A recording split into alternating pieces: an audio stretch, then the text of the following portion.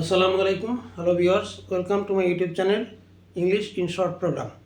আজকে আমরা different uses of same word, একই শব্দের নানা রকম ব্যবহার নিয়ে কথা বলবো।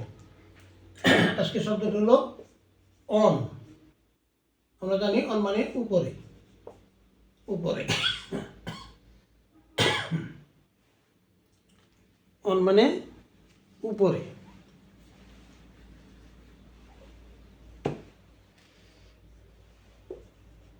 অন যদি বলা হয় যে বইটি টেবিলের উপর রাখো, বইটি টেবিলের উপরে রাখো, তাহলে আমরা লিখব put the book on the table. Put the book on the table, যে অন উপরে, এই অর্থে অন ব্যবহার করা হয়।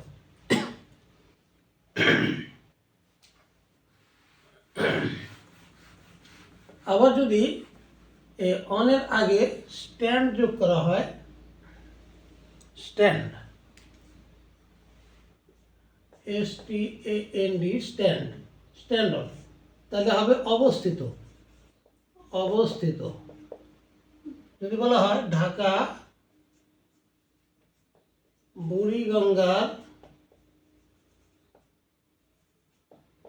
তীরে অবস্থিত, তাহলে আমরা লিখব ঢাকা স্ট্যান্ড, স্ট্যান্ড, ঢাকা তারপরে সিঙ্গুলার নাম্বার, এই জন্য stands on the Buriganga, Buriganga. তাহলে আমরা এখানে অন লিখলাম স্ট্যান্ডের সঙ্গে, এটা হলো অবস্থিত, অবস্থিত অর্থে স্ট্যান্ড অন।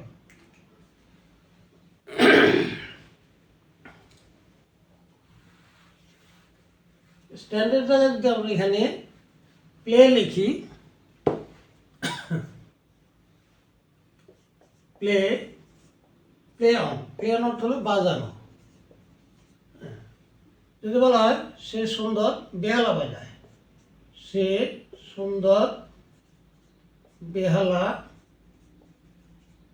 বাজায়, তাহলে আমরা লিখবো he plays on a violin, violin সুন্দর বাজায়, চমৎকার বাজায়, ওয়ান্ডারফুলি ওয়েল, ওয়ান্ডারফুলি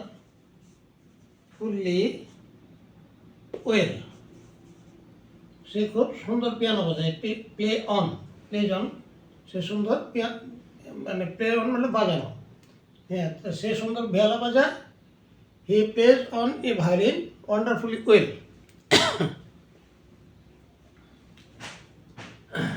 আচ্ছা, অনের সঙ্গে যদি ফায়ার যোগ করা হয়, ফায়ার, ফায়ার, হ্যাঁ, তাহলে হবে আগুন লাগা, আগুন লাগা।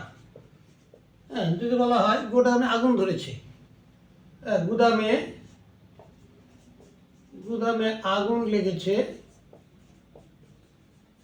আগুন লেগেছে, তাহলে আমরা লিখব দি গোডাউন,